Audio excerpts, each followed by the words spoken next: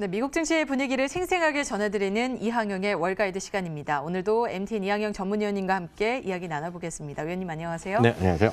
네, 오늘도 하락을 하면서 한 주를 시작을 하는 미국 증시를 확인해 볼 수 있었습니다. 유가 하락과 실적 부진에 대한 영향이 좀 컸던 것 같은데요. 어떻게 보셨나요? 네, 맞습니다. 주시장이 지난주까지는 2주 연속 상승하면서요. 2월 달 이후 처음으로 상승세를 이어갔었는데요. 오늘은 약간 좀 다른 그림으로 흘러갔습니다. 특히 이제 충격적인 일이 벌어진 거죠. 유가가 결국은 마이너스까지 간 아주 전대미문의 일이 벌어졌습니다. 조금씩 내려가기 시작하면 요즘은 모든 가격이 10년 만이다, 20년 만이다 이런 얘기 많이 들으셨을 텐데요. 조금 5달러, 6달러까지 내려가면서 이제 금색이 들어서 처음이다. 뭐 100년 만에 처음이다. 뭐 얘기가 계속 나왔었는데요. 근데 이제 마이너스 이제 전혀 없었던 일이 벌어지고야 말았습니다. 그러다 보니 섹터별로 보면 에너지 섹터가 좋을 수가 없겠죠. 에너지 섹터가 3% 이상 오늘 또 하락했고요. 유틸리티라든가 리츠 이런 섹터들이 전부 다 하락을 하면서 오늘 주시장이 좋지 않은 모습으로 마감됐습니다. 다우지수는 2.4% 떨어졌으니까 최근에 한 달 사이 중에서는 또 2.5%는 꽤 많이 떨어진 날이 되겠고요. S&P 500이 1.8% 내려갔습니다. 나스닥도 1% 내려갔고요. 금 가격만 오늘 1,700달러를 다시 턱걸이하는 모습을 보여준 채 마감됐고요. 특히 이제 유가 급락에 관련해서 뭐 여러 가지 설명 잠시 전에도 또 들으셨지만 결국은 5월물 만기가 바로 내일인데요. 바로 앞두고 이제 오늘 마이너스까지 내려갔고요. 마이너스까지 내려갔다는 것 자체가 이제 우리가 이해가 잘 안 되는 일이지만 생산하는 사람이 돈을 줘야 된다는 얘기거든요. 그러니까 그만큼 비정상적인 세상에 비정상적인 환경에서 또 하나의 정말 믿기 힘든 일이 벌어진 날이 오늘 하루로 기억될 거예요. 저도 이 소식을 보면서 마이너스라는 네. 게 이게 있을 수 있는 건가 하는 생각이 들더라고요. 있을 수가 없는 거죠. 실제로 네. 보면 앞서도 충분히 얘기가 좀 들으셨지만 쉽게 해서 저장할 곳이 없다 보면 물건을 만드는 계속 원유를 생산하는데 저장할 거 없으면 누가 돈을 줘야 해서 갖고 가라는 거 아닙니까? 네. 그러니까 우리나라에서도 보면 이제 일상생활로 제가 좀 설명을 해드리면 이런 거죠. 쓰레기가 나왔는데 말이죠. 요즘 쓰레기 치우는데 돈 들이잖아요. 딱 그런 거다. 이삿짐 나는데 쓰레기는 돈 줘야지 치워가잖아요. 딱 그런 정도까지 물론 비유는 적절치 않지만 그런 상황이 오늘 현재로 좀 벌어졌다라고 일단 이해하셔야 되겠고요. 물론 이제 선물이기 때문에 내일부터 다시 6월물 거래되고 6월물은 한 20달러 수준이기 때문에 정상적 거래되겠지만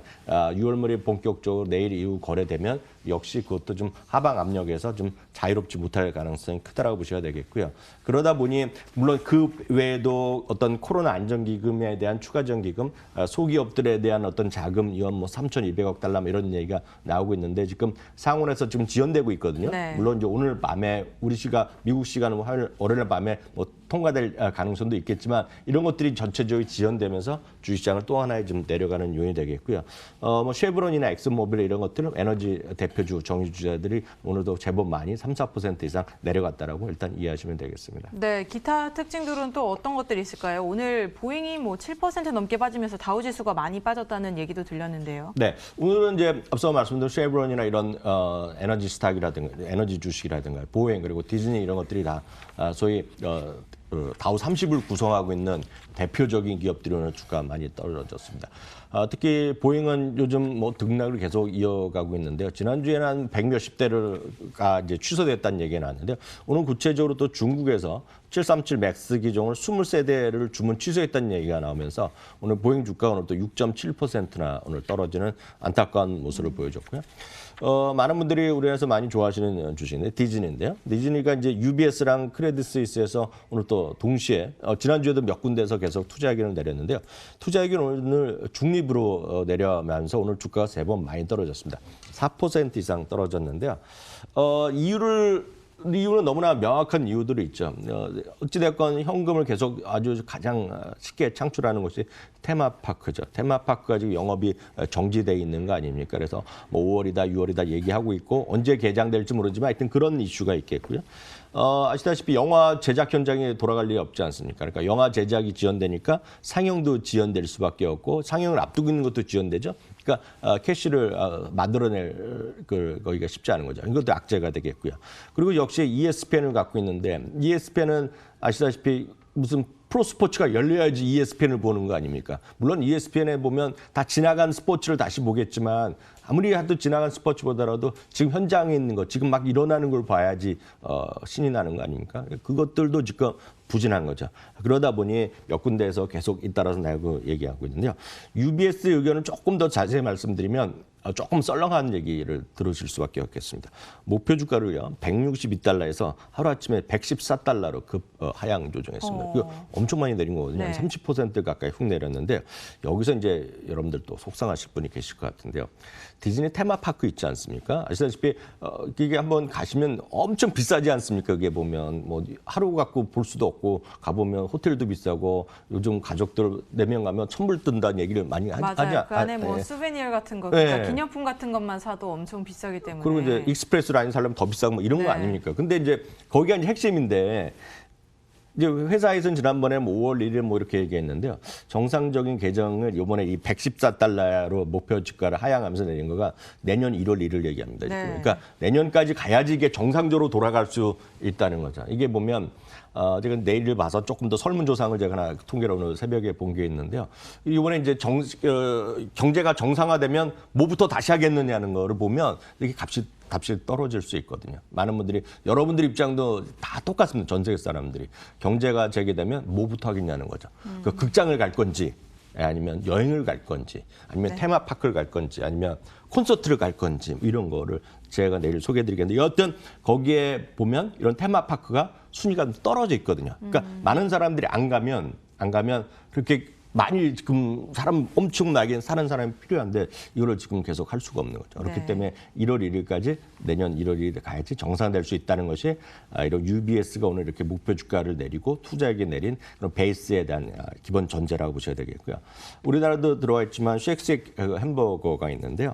정부에서 지원금 1,000만 달러 지난주에 받았었는데요. 이걸 이제 반납했습니다. 왜냐하면 자기네가 직접 펀딩을 했거든요. 네. 근데 이게 이런 일이 왜 벌어지냐면 정부 지원을 받으면 이게 세상에 공짜가 없지 않습니까? 그러니까 그렇죠. 이거 받으면 물론 금리는 싼데 받으면 어떤 일을 약속을 해야 되냐면 뭐 쉑쉑에 해당된다는 것이 아니라 배당을 주면 안 됩니다. 배당. 왜냐하면 그런 거 아닙니까? 돈을 줬는데 너희들 주주를 위해서 돈을 쓰면 안 되잖아. 너희들 살라고 생존을 해서 줬는데 그런 거 쓰면 안 되는 거거든요. 그러니까 이걸 배당을 주지 말라는 얘기하고 있고요. 자사주를 사는 거, 자사주 사는 걸 반대하고 있고요.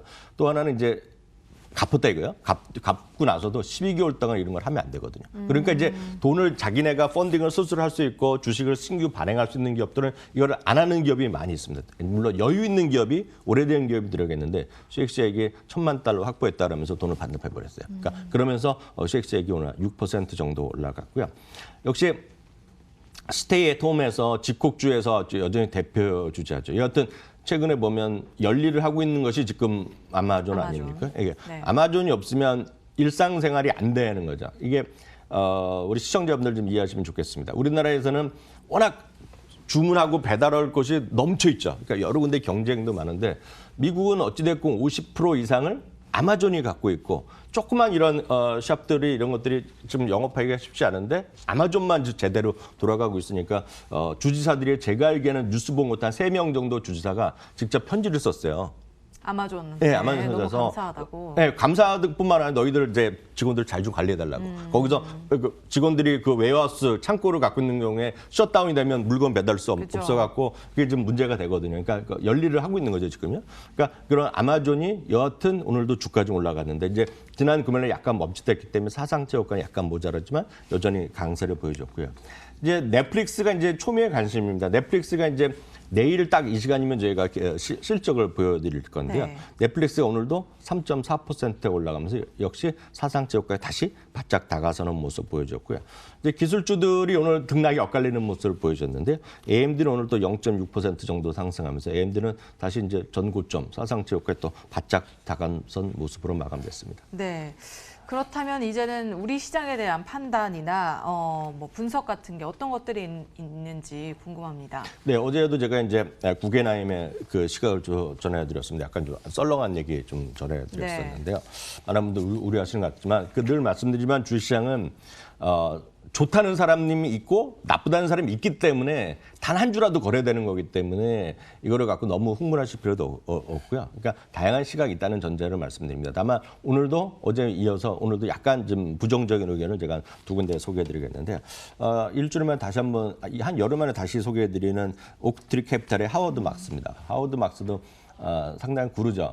뭐 쉽게 해서 억만장자가 되겠는데요. 이분이 다시 이제 인터뷰하고 레터를 보냈는데요. 현재 아시다시피 현재 주시장이 마이너스 35%까지 가다가 그 바닥에서부터 30% 이상 올라왔기 때문에 마이너스 고점 대비 마이너스 15%거든요. 그러니까 그 2월 19일 고점 대비요.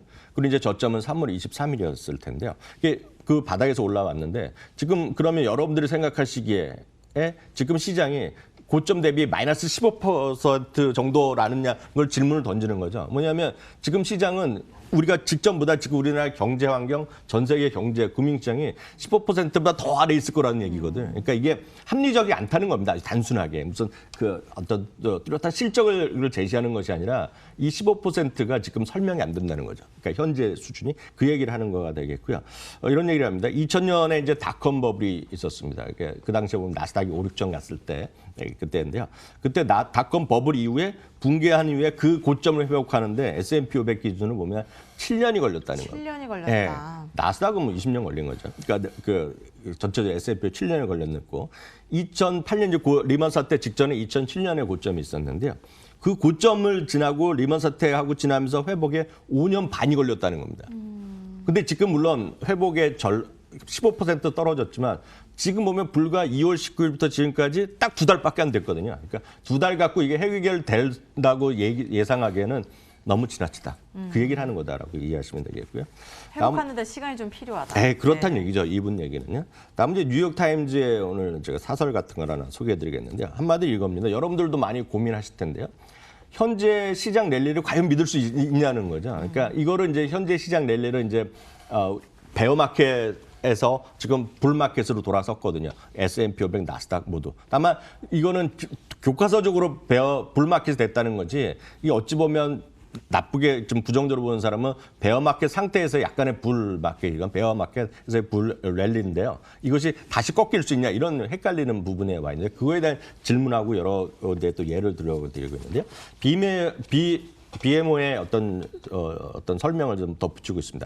마찬가지인데요. 현재 실적이나 경제 상황이 주시장의 괴로도가 너무나 크다는 겁니다. 그리고 이것은 급락도 지금 불과 20여일 만에 지금 베어마켓에 들어갔고요. 또 마찬가지로 한 12월 만에 지금 다시 또 이게 불마켓에 들어갔기 때문에 이거 이제 비정상적이고 바로 이것이 떨어질 때 올라갈 때 모두 한마디로 팬데믹이란 거죠. 그래서 지금 보건시장에서 헬스케어 시장에서 우리가 일반적 사회적 현상의 팬데믹이 아니라 주시장에서도 지금 팬데믹이 일어나고 있다는 겁니다. 그만큼 시장이 불안하다는 거가 되겠고요.